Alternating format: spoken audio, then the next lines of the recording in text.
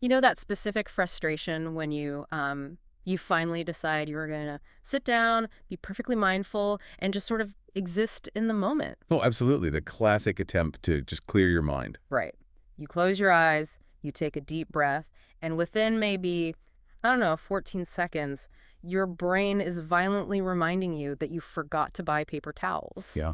or Yeah. your posture is asymmetrical, and you just feel like you are fundamentally failing at meditating. It's so common. It turns into this immediate source of guilt. Exactly. You feel like you are somehow doing the present moment wrong. Hmm. So for this deep dive, we are pulling from a really fascinating source text called The Whole Picture of Here and Now and Stillness. And the mission today is to completely and fundamentally rewire how you understand being present. I love that goal because we really do need a rewiring. Okay, let's unpack this because the core premise of this text is honestly incredibly liberating. It argues that the here and now is not some mystical, highly elevated spiritual state you have to, like, unlock. Right? It is simply the unavoidable fact that whatever's happening is happening right now. Yeah, and the goal today isn't to teach you another meditation trick or, some breathing life hack to force your brain into submission. We are basically deconstructing the very idea that you can ever fail at being present. Which sounds wild at first. It does. But when we chase this idealized, pristine version of mindfulness, we end up manufacturing a tremendous amount of unnecessary suffering. We judge our internal state against this artificial standard of what the present is supposedly supposed to feel like. And we completely miss the fact that the judgment itself is occurring in the present. Exactly. We have this pervasive myth, across society, that being in the now means being perfectly blissfully calm. The serene monk on the mountain trope. Yes, we hold on to that image, but the text aggressively dismantles this. It points out that turbulence, anxiety, racing thoughts, all of that is the here and now, too. It's so true. The text states very clearly that you literally cannot leave the here and now. It is a physical and temporal impossibility. Wait, really? Like, physically impossible? Think about it. Being disturbed is happening here and now. Having a chaotic storm of thoughts is happening here and now. Even that specific, frustrating feeling of thinking to yourself, I am not in the here and now, Oh, wow. but is a neurological event actively occurring in the present moment. You can't step outside of it. Okay, so if you are, like, stuck in terrible bumper-to-bumper traffic, Always a fun scenario. yeah, just gripping the steering wheel, physically tense, and mentally you are replaying an incredibly awkward conversation you had with a coworker, like, 5 years ago. We've all been there. And simultaneously, your stomach is in knots because you are stressing about a major presentation you have to give tomorrow. It feels like your mind is fragmented across time, right? Past, present, future all at once. It feels that way, sure. But as the source points out, you haven't time traveled. A memory image of that old conversation is a phenomenon arising right now in your prefrontal cortex. Exactly right. A future anxiety about tomorrow's meeting is a bodily reaction, like a spike of cortisol arising right now. There is no outside of the present. That is a perfect way to look at it. The source refers to this typical human experience as the old state. Ordinarily, we label that entire chaotic cognitive loop as getting swallowed by reaction or disconnecting from reality. Because it feels so disconnected. Right. But, strictly speaking, as the text notes, it is simply a condition where reaction loops are occurring very densely within the here and now. The volume of stimuli is just cranked up. Exactly. The red brake lights, the memory, the cortisol, the physical gripping of the wheel, it's just an incredibly high volume. You are still fully present. Your present just happens to be a highly congested sensory and emotional environment. It's actually a massive relief when you realize you haven't failed at existing. Yeah, you really haven't. A here and now where images run wild and bodily reactions tangle together is still the here and now. You are already there.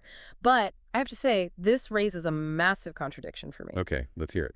If we are always in the here and now, no matter how stressed or distracted we are, why is the entire mindfulness industry built on telling us to return to it?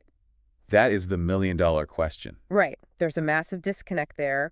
Why are there thousands of books and apps dedicated to achieving a state we supposedly can't leave? Well, what's fascinating here is how the text separates this into two distinct layers to answer that exact contradiction. Okay. 2 layers. The first layer is the baseline reality we just covered.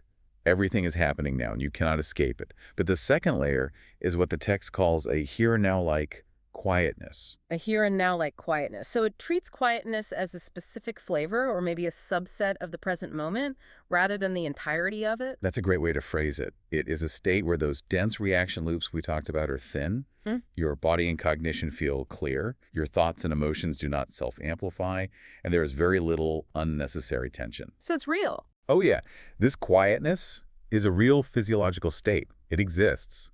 And the text acknowledges that you can, to some extent, approach it through dedicated techniques. See, I'm having a hard time reconciling this part of the text, to be honest. How so? Well, on one hand, I'm told these techniques like regulating your breath, adjusting your posture, widening your visual field, systematically relaxing your muscles actually work, and I know they do. I've literally used box breathing to lower my heart rate before. Sure, box breathing is incredibly effective for that. But then the source warns us that relying on these techniques makes the whole issue incredibly tangled and ultimately traps us. That feels like a complete catch-22. If the technique objectively lowers my heart rate, why is the text telling me it's a trap? The trap lies in the reproducibility of the state.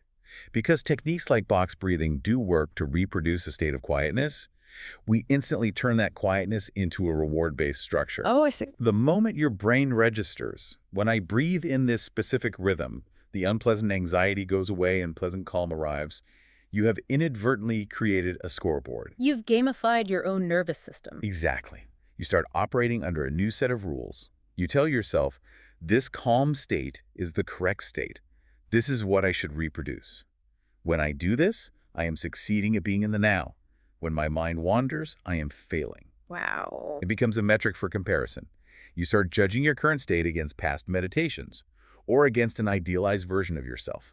Skilled versus unskilled, deep versus shallow, stable versus disturbed. And the brilliant irony here is that the very pressure to obtain stillness becomes a brand new disturbance. It feeds the exact thing you're trying to stop. You sit down to relax, but the underlying psychological framework is purely goal-oriented. You think, I must get quiet. I have to clear my mind. Why isn't my mind clearing? I am doing this wrong. It's exhausting. Think of it like a Chinese finger trap. The harder you pull away from the anxiety in an attempt to reach the quiet state, the tighter the anxiety grips you. That is the perfect analogy. The desire to escape the current turbulent moment is the exact mechanism that creates the friction. The method itself turns into fuel for your disturbance because it inherently relies on rejecting what is happening now. The friction you are describing is central to the text's philosophy. The technique itself, when grabbed hold of with this reward-seeking mindset, splits your reality into two opposing forces. The state you are in and the state you think you should be in. Exactly. And that split is what sustains the turbulence. Here's where it gets really interesting, because the text dives deeply into the mechanics of that split. It explores how our brains naturally categorize reality and how that very habit of labeling is what provides the structural integrity for our anxiety. Yes. The source introduces a vital concept regarding recognition. It argues that thoughts, reactions, and stimuli do not exist from the very beginning as fixed, separate entities. They're just kind of fluid. Right. They only gain their rigid, isolated outlines when we recognize and label them as such. So if my heart rate ticks up and there's a flutter in my stomach, those are just physiological data points. Purely physical sensations, yeah. But the second I draw a mental circle around them and label it anxiety or proof I am failing to be mindful, I've isolated it. I've turned a passing sensation into a solid object. By naming it and dividing it from the rest of your holistic experience, you give it ontological weight. You create a boundary. It makes it real, or at least it makes it a problem. It is fine to use words like thought or noise to explain things in conversation, but when you subconsciously treat these distinctions as actual solid separations in your mind, you invent a battleground. A battleground between what? Well, you invent the reacting self who is failing and the observing self who is judging. You invent the disturbed state which is bad and the correct state which is good. You build a wall between you and the feeling, and then you spend all your cognitive energy fighting the wall you just built. Exactly. It's a fight you started with yourself. But here is the mental gymnastics routine my brain immediately did when reading this. Uh-oh. Let's hear it. If I tell myself, okay, the text says dividing things up creates friction, therefore I need to stop labeling things. I need to be perfectly non-judgmental. Isn't that just another label? Well, you nailed it. Isn't telling myself labeling is bad just a new way of dividing up the world into good non-judgment and bad judgment? That is the ultimate psychological trap of recognition, and it's honestly where most mindfulness practices break down. Because you're just doing the same thing in disguise. Right. If you think, I am labeling and this is bad, I must remove the label, that attempt to forcefully remove the labels is just another act of manipulation. You are still classifying your current state as incorrect. Yeah. You are still pulling at the Chinese finger trap. The text is very explicit here about not making the habit of dividing into an enemy. You don't force yourself to stop dividing. No, you can't force it. If you find yourself conceptually chopping up your experience, evaluating it, judging it, you simply observe that the process of dividing is happening right now. It is just another phenomenon occurring in the present.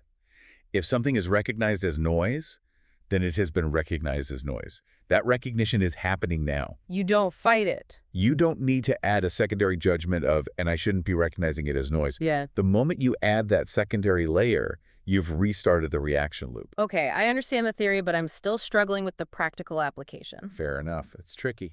Because if I am deeply disturbed, say I am genuinely panicking about a health issue, or I am furious about a betrayal, and I can't force stillness with breathing techniques, and I can't even yell at myself to stop labeling my panic because that just creates more friction. Right, you're stuck. What is the actual mechanism for getting through that moment? The text advocates for observation and subtle release, but what does that actually look like in the mind? Like, does the text just want me to passively neglect it and let my mind run wild? No, not at all. It emphasizes that what we are aiming for is neither careless neglect nor strong interference. It's a middle path. Basically, if you just carelessly neglect a disturbance, meaning you let the narrative of the betrayal or the health scare run completely unchecked without awareness, the original causes will keep generating more cortisol and more panic automatically. You just spiral. Exactly. But if you strongly interfere, if you aggressively try to shut down the panic, that interference becomes new physical and mental tension. You have to navigate the space between them. Let's break down the micro moments of that subtle release because the text makes it clear we aren't trying to magically erase the emotion. No, the emotion is valid. It's there. So say you are furious. First, the disturbance arises, the anger. Next, an evaluation attaches to it. You think, I shouldn't be this angry. It's ruining my day. Right, the judgment phase. Then, a reaction attaches to that evaluation. You get frustrated with yourself for being angry. Finally, tension attaches to that reaction. Your jaw clenches, your shoulders lock up. The initial disturbance, the original anger, isn't the core issue here. The issue is the architectural structure of reactions you are building on top of it. The narrative we spin. Yes. I want this to disappear. I must become quiet. I am failing. Those secondary and tertiary thoughts are the fuel. Observation and subtle release mean you target the fuel, not the original fire. That makes so much sense. You notice the physical tension, like the clenched jaw. You can consciously soften the jaw muscle without demanding that the underlying anger instantly vanish. You uncouple the physical tension from the cognitive label. You let the anger exist as a sensation, but you drop the resistance to it. That's the subtle release. You slightly release the desperate need to return to a good state. You let the engine run, but you stop stepping on the gas pedal. If we connect this to the bigger picture, this completely changes our definition of what stillness actually is. Oh, totally. Stillness isn't something you create. It isn't a product you manufacture through perfectly optimized posture or a flawlessly blank mind. Stillness is a byproduct. It is what is left over when you stop doing the exhausting, friction-inducing work of fueling the chaos. It naturally appears when the fuel sustaining the disturbance decreases. The fire burns itself out when you stop throwing the wood of judgment and resistance onto it. This is how the text elegantly harmonizes what initially look like contradictory statements, doesn't it? It really does. On one hand, it says there is only here and now, whether it's chaotic or calm. On the other hand, it admits quietness is easier. And both statements are true. Quietness isn't morally superior. It isn't a higher spiritual plane. It is just a physiological state that happens to lack self-amplifying fuel, which makes it feel much easier to inhabit. So what does this all mean? Let's bring this all together for you listening right now. You are an inescapable resident of the here and now. You can't leave. Whether your mind is a perfectly still pond or a Category 5 hurricane of anxiety and grocery lists, you are fully present. You haven't failed. You need to stop treating stillness as some exclusive VIP club that you have to earn your way into through perfect technique and rigid discipline. Because your own desire to escape your current state is often the very mechanism locking you inside of it. The disturbance is not your enemy. It's just what's happening. Your only job is to recognize, when you are feeding it, the extra fuel of your own judgment, your own labels, and your own desperate desire to fix it. The next time you feel completely overwhelmed, you don't need to fight your way back to a quiet place. You don't need to wage war against your own nervous system to prove you are mindful. Just let it be. You just need to look around the turbulent place you are currently in, acknowledge that it is happening right now, and drop the resistance. Release the grip you have on wanting it to be different, and let the fire burn itself out. Let the disturbance be a disturbance without adding the extra weight of, this shouldn't be happening. The text shows us that labeling an experience gives it a rigid, separate shape that we then feel compelled to fight or control. It makes you wonder. If you look back at your deepest moments of joy, your moments of complete creative flow, or your moments of profound love, did you ever stop to label them while they were happening? Or were they so profound precisely because, for once, you completely forgot to categorize the here and now?